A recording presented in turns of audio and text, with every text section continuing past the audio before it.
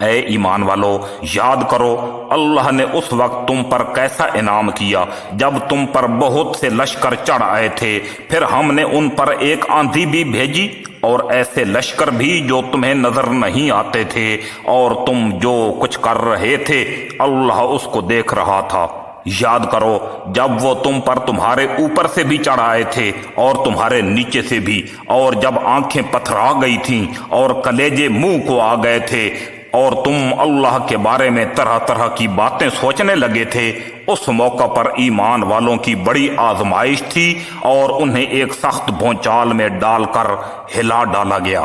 اور یاد کرو جب منافقین اور وہ لوگ جن کے دلوں میں روگ ہے یہ کہہ رہے تھے کہ اللہ اور اس کے رسول نے ہم سے جو وعدہ کیا ہے وہ دھوکے کے سوا کچھ نہیں، اور جب انہی میں سے کچھ لوگوں نے کہا تھا کہ یثرب کے لوگوں تمہارے لیے یہاں ٹھہرنے کا کوئی موقع نہیں ہے، بس واپس لوٹ جاؤ، اور انہی میں سے کچھ لوگ نبی سے یہ کہہ کر گھر جانے کی اجازت مانگ رہے تھے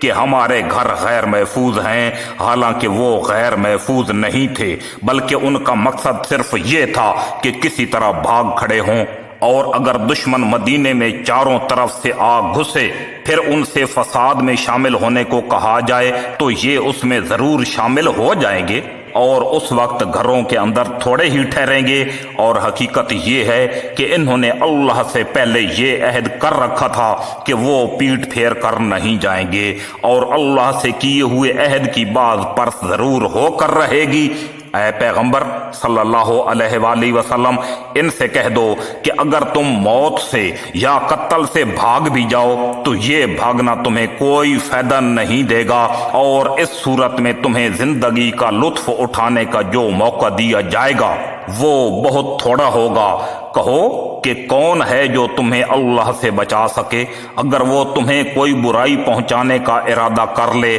یا وہ کون ہے جو اس کی رحمت کو روک سکے اگر وہ تم پر رحمت کرنے کا ارادہ کر لے، اور اللہ کے سوا ان لوگوں کو نہ کوئی رکھوالا مل سکتا ہے نہ کوئی مددگار۔ اللہ تم میں سے ان لوگوں کو خوب جانتا ہے جو جہاد میں رکاوٹ ڈالتے ہیں اور اپنے بھائیوں سے کہتے ہیں کہ ہمارے پاس چلے آؤ، اور خود لڑائی میں آتے نہیں، اور آتے ہیں تو بہت کم، اور وہ بھی تمہارے ساتھ لالچ رکھتے ہوئے، چنانچہ جب خطرے کا موقع آ جاتا ہے تو وہ تمہاری طرف چکرائی ہوئی آنکھوں سے اس طرح دیکھتے ہیں جیسے کسی پر موت کی غشی طاری ہو رہی ہو، پھر جب خطرہ دور ہو جاتا ہے تو تمہارے سامنے مال کی حرص میں تیز تیز زبانیں چلاتے ہیں۔ یہ لوگ ہرگز ایمان نہیں لائے ہیں، اس لیے اللہ نے ان کے اعمال ضائع کر دیے ہیں، اور یہ بات اللہ کے لیے بہت آسان ہے۔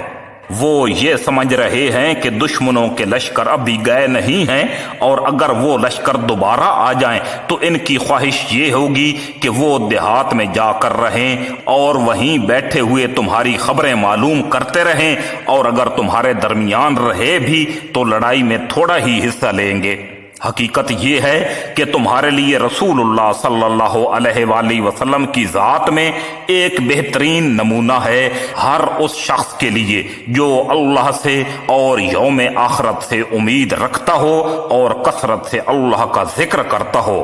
اور جو لوگ ایمان رکھتے ہیں جب انہوں نے دشمن کے لشکروں کو دیکھا تھا تو انہوں نے یہ کہا تھا کہ یہ وہی بات ہے جس کا وعدہ اللہ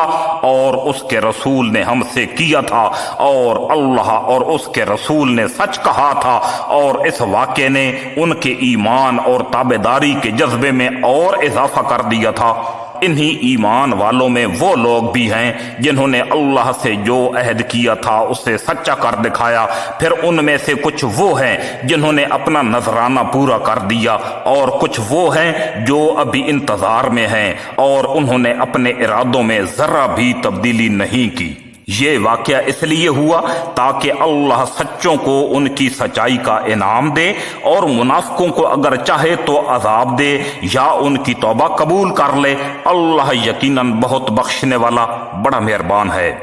اور جو لوگ کافر تھے اللہ نے انہیں ان کے سارے غیظ و غضب کے ساتھ اس طرح پسپا کر دیا کہ وہ کوئی فائدہ حاصل نہ کر سکے، اور مومنوں کی طرف سے لڑائی کے لیے اللہ خود کافی ہو گیا۔